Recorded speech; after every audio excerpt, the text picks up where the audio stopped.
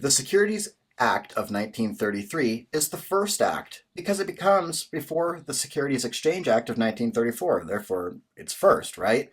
Well, it governs the primary market, not the secondary market, which is what the Securities Exchange Act of 1934 governs, the second act governing the secondary market. Let's look at it. Let's look at an exempt transaction covered under Regulation D. Regulation D focuses on private placements, and these securities are not registered at all. There is no dollar limit on the amount of private placement securities that can be issued, and they can be issued to an unlimited number of accredited investors, but to a ceiling of 35 non-accredited investors. So what's the difference between accredited and non-accredited? Accredited means that you are rich. How does Regulation D define rich?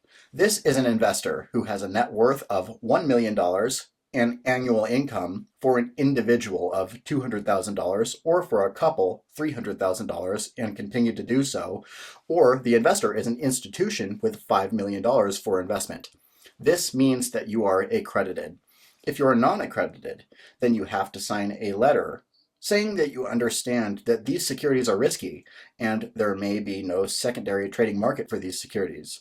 So remember, a private placement is an unregistered security that is issued to key employees of a company.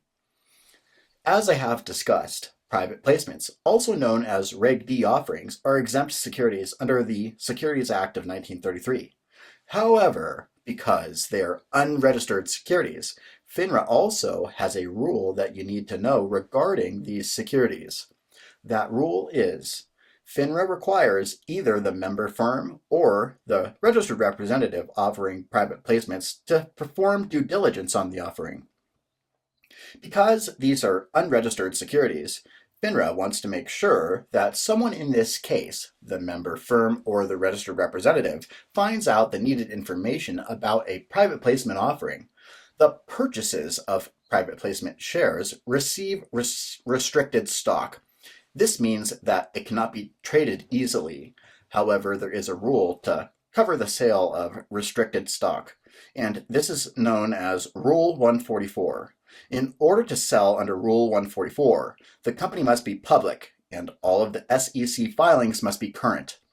The customer must have held the shares fully paid for 6 months.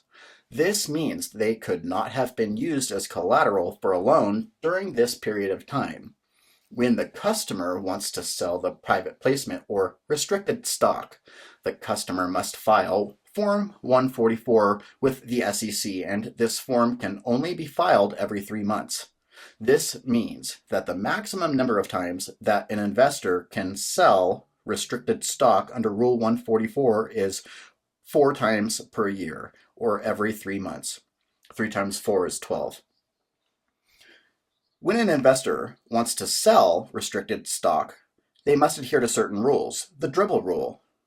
This rule gets its name from the fact that the person must sell small amounts of shares so that they won't deliberately drive down the price of the stock. And the amount of shares that the customer can sell under Rule 144 is the greater of 1% of the outstanding shares, or the average of the prior 4 weeks trading volume. As you can imagine, this type of legislation is perfect for a question. Let's give you an example. Let's say that a company has 3 million shares outstanding, and the average of the last 4 weeks trading volume has been A, B, C, or D. Those numbers will be given to you in the question. When the question asks, how many shares can the customer sell? You take 1% of the 3 million shares outstanding. You compare that to the average of the last 4 weeks trading volume. You add the volume from A, B, C, and D weeks together and divide by 4. You then choose the greater number.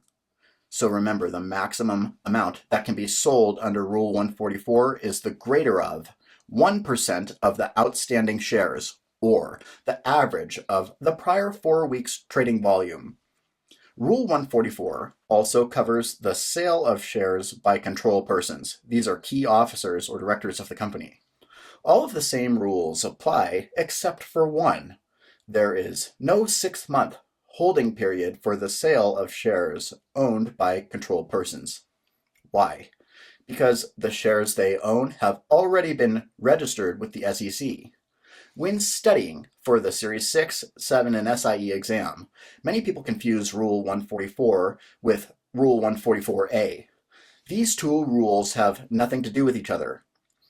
Absolutely nothing. Rule 144A covers the sale of private placements to QIBs, QIBs. This is an abbreviation for qualified institutional buyers. A QIB is an institution with $100 million to invest. And Rule 144A also covers the sale of large blocks of stock of private placement shares, typically in $500,000 increments between QIBs. So remember, private placement shares are restricted and therefore illiquid. In order to bring liquidity to the marketplace, Portal was created. To make the buying and selling of these shares much easier, it is the central marketplace for private placement shares. I have now covered many of the key provisions of the Securities Act of 1933 that you'll need to know for the exam. As you're going through the material, you may wonder, how can I distinguish the 33 Act from other acts? It's actually very, very simple. The 33 Act is the first act, and it covers the process of bringing out new issues. Therefore, it regulates the primary or IPO market.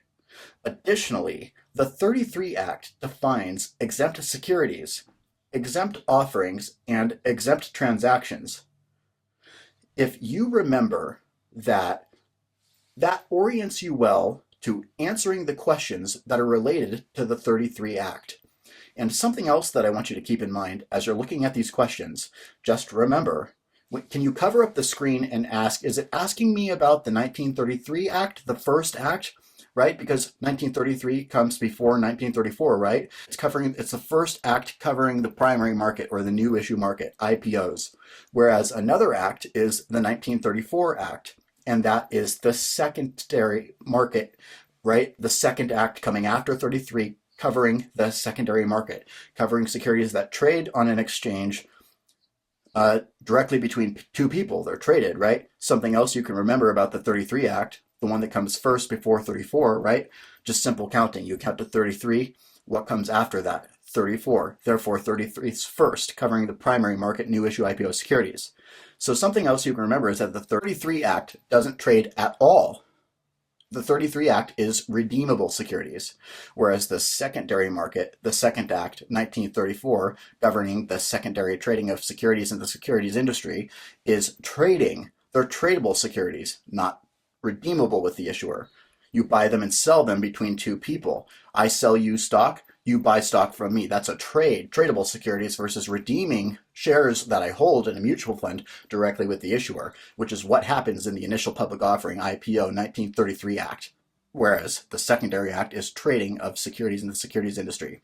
Don't confuse the secondary market with the second of the four secondary markets, right? There's four secondary markets: the first, the second, the third, and the fourth market. Just to cover real quickly, the first market is listed securities trading on an exchange, unlisted securities trading over the counter. The second market. Third market is listed securities trading over the counter. And then the fourth market is direct anonymous trading between institutions.